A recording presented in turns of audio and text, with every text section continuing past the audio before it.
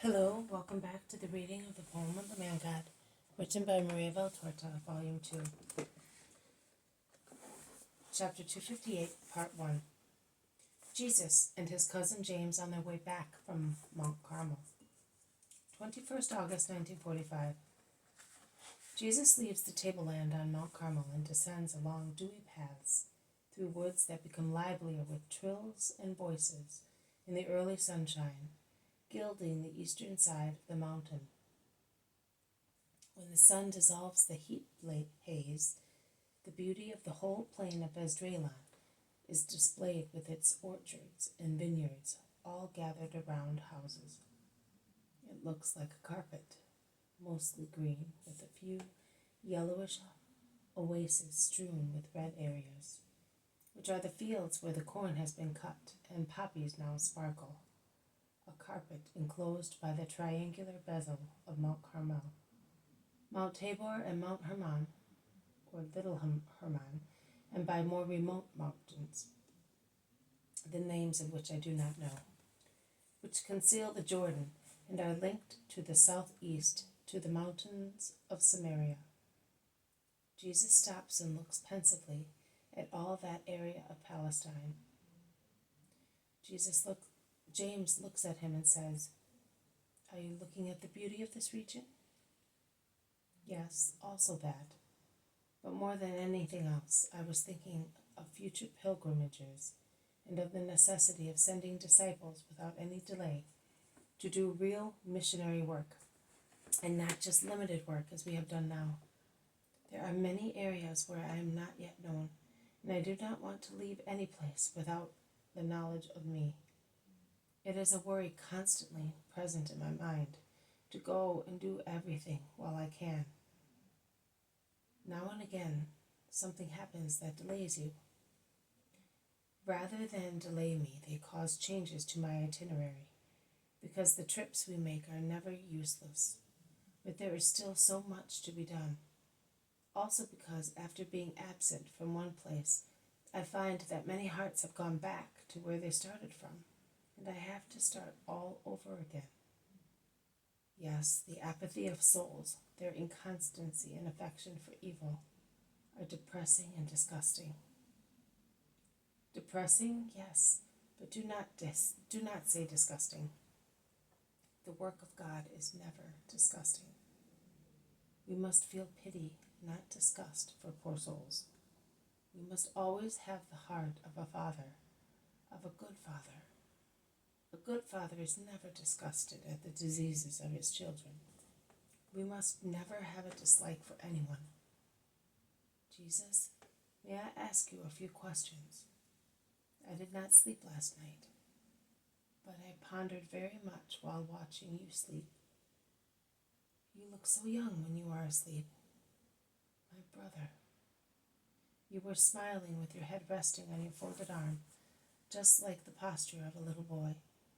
I could see you very well in the clear moonlight of last night, and I pondered, and many questions came up from my heart. Tell me. I was saying, I must ask Jesus how we shall be able to set up that organized body, which you called church, and in which there will be hierarchies. If I understood properly, considering how incapable we are, will you tell us what we must do, or shall we have to do it by ourselves? When the time comes, I will tell you who is its head, nothing else. While I am with you, I will inform you of its various classes, with the differences between apostles, disciples, and women disciples, because they cannot be avoided. But as I want the disciples to respect and obey the apostles, so the apostles must love and be patient with the disciples. And what shall we have to do? Preach you all the time and nothing else? That is essential. Then you will have to absolve in my name and bless, readmit to grace, administer the sacraments that I will institute. What are they? They are supernatural and spiritual means applied also through material means, which are used to convince men that the priest is really doing something. You know that man does not believe unless he sees. He always needs something to tell him that there is something.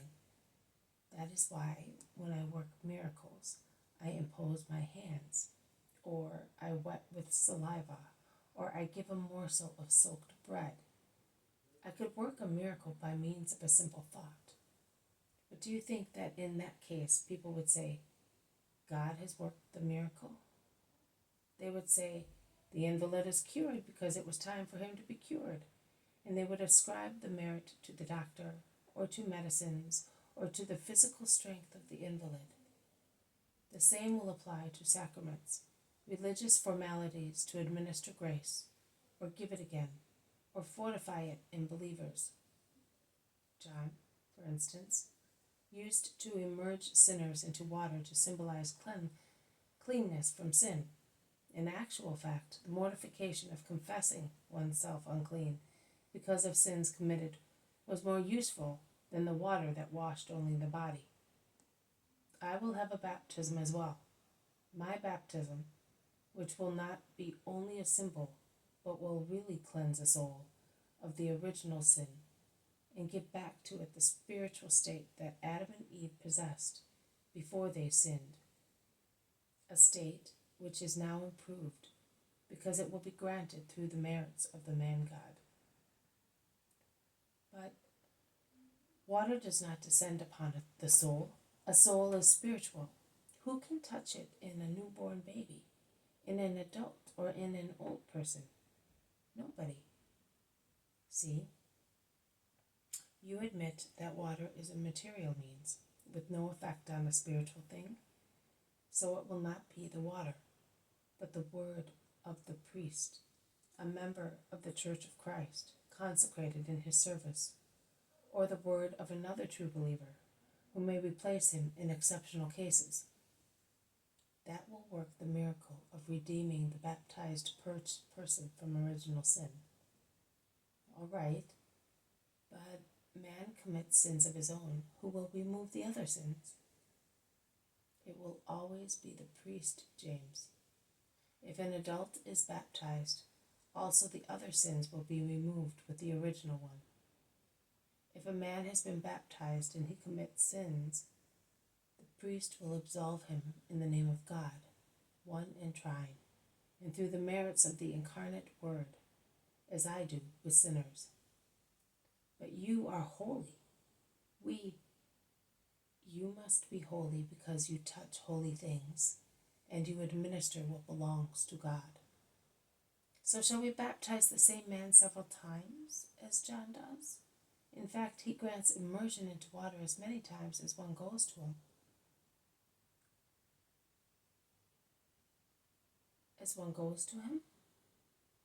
John's baptism purifies only through the humility of the person who is immersed into water.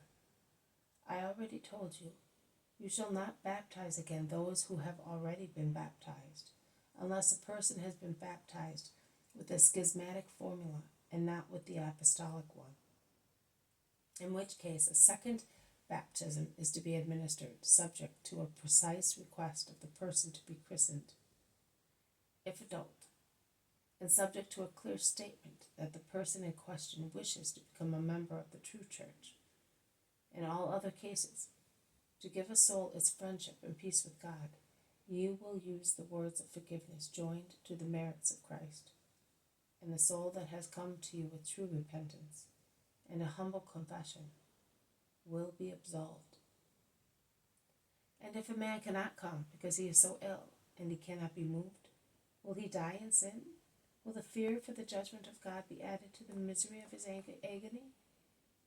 No. The priest will go to the dying person and give absolution.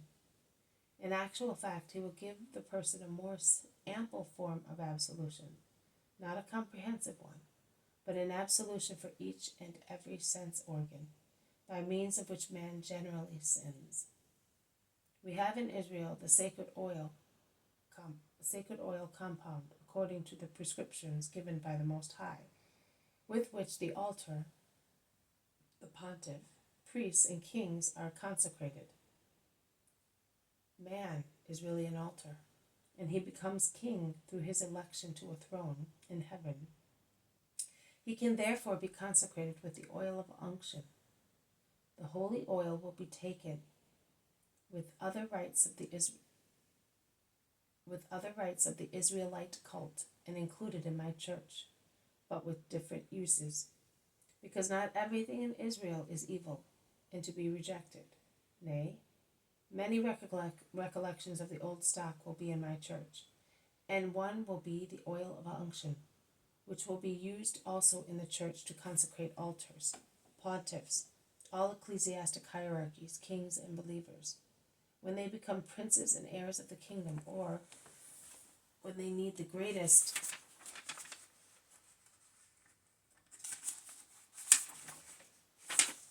help to appear before God with their bodies and senses cleansed of all sins. The grace of God will assist both the soul and the body, if God so wishes, for the benefit of the sick person. A body does not always react against diseases, also because its peace is upset by remorse, and because of the work of Satan, who through the death of the sick person hopes to gain a soul to his kingdom and cause despair to those who are left behind. The sick person passes from the satanic grip and internal emotion to a peaceful state through the certainty of God's forgiveness, which also brings about Satan's departure. And since the gift of grace was coupled in our first progenitors with the gift of immunity from diseases and from all forms of sorrow, the sick person who has been restored to grace, as great as the grace of a newborn baby christened with my baptism, may get over the illness. The sick man is assisted also by the prayers of his brethren, who are obliged to have not only physical, but above all spiritual pity on invalids, in order to obtain both physical and spiritual salvation for their brother. Prayer is in fact a form of miracle, James. The prayer of a just man, as you have seen in Elijah, can be very powerful.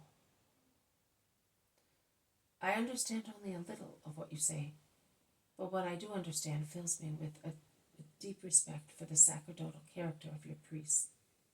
If I have understood you correctly, we shall have many points in common with you: preaching, absolution, miracles.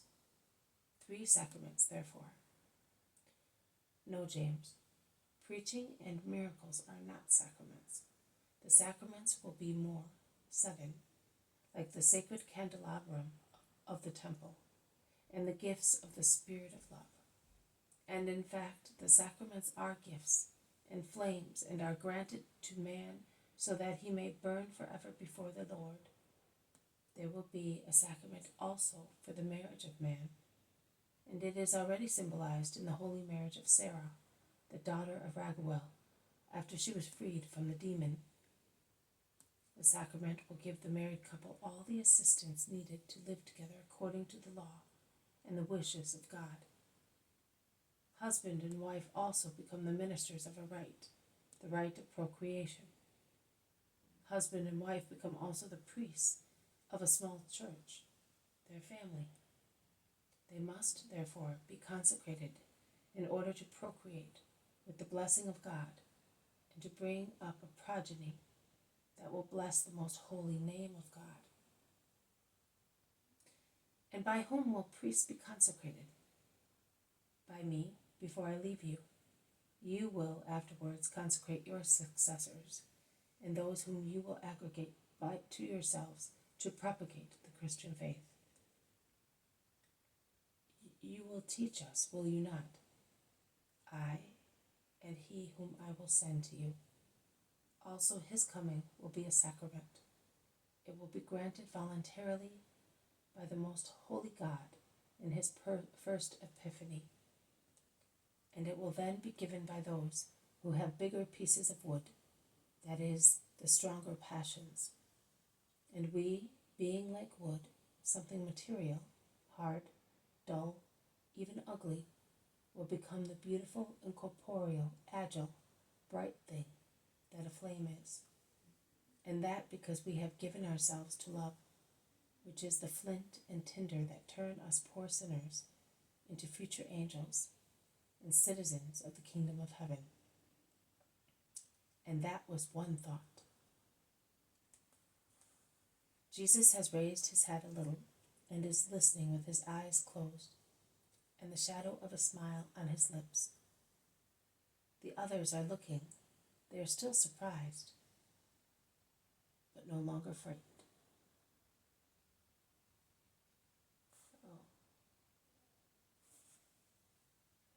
Oh.